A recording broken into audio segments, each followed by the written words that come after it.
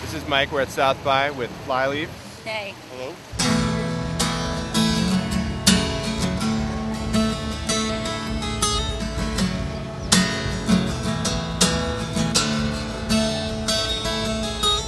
We heard you just came back from a wild trip to Africa. Yeah.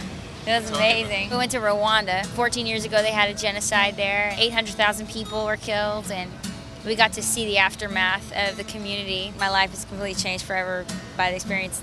The people there are so joyful and happy. There's this whole campaign of forgiving and reconciling with each other, and they're living together. Like the perpetrators are living together with the people who are victims, and they're living in peace, and their kids play together, and they're intermarrying, and it's incredible to see. It was the most beautiful place I've ever seen in my life. Makes you really appreciate everything you got. Thank you for being such a friend to me. Oh, I pray a friend for life. It's called a country of 1,000 hills. And now 1,000 smiles. Yeah, because their kids are like, they don't see white people very often. So every time they saw us, the kids would come out to the street and run real fast and wave, and they'd go, Mzungu, Mzungu. That means white person, white person. And they would wave, and if you waved at them, they got so excited. How to tell you what I feel?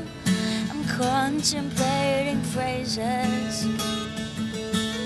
When you come out of that, there's not really a lot of, kind of makes you, feels like you've been put in your place, and you have to, it feels like you need a lot of time to go over the things that are important to you and what you do talk about, and whether you're just using idle words all the time, and you know how that can be dangerous or time wasting, you know. It's that feeling of speechlessness and almost like you need time to be respectful of what you just experienced. I'm gazing at eternity. I am floating in serenity. And I am so lost for words.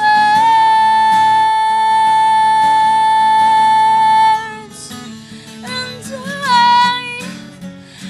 am so overwhelmed. Before we went on this trip, we'd planned to come here and do the show. And if they had asked us right after, we probably would have said no because of the difference, the stark difference in the time we need to like process everything.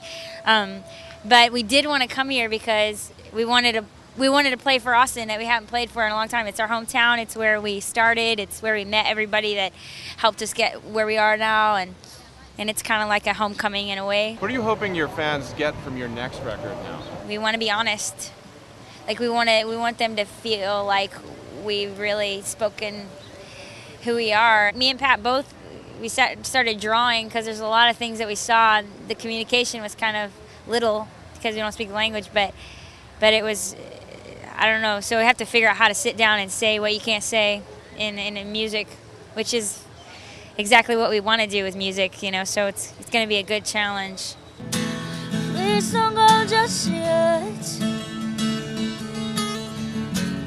Can we stay a moment, please? We can dance together. We can dance forever. Under your stars tonight.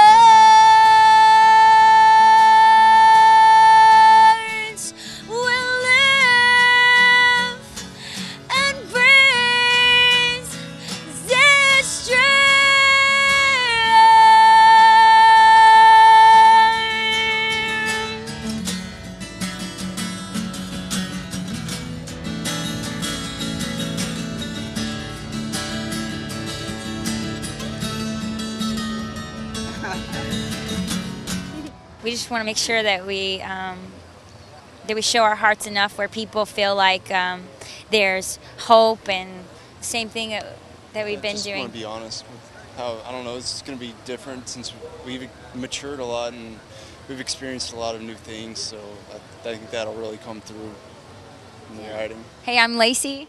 And I'm Jared. And we're Flyleaf, and you're watching Blender.com.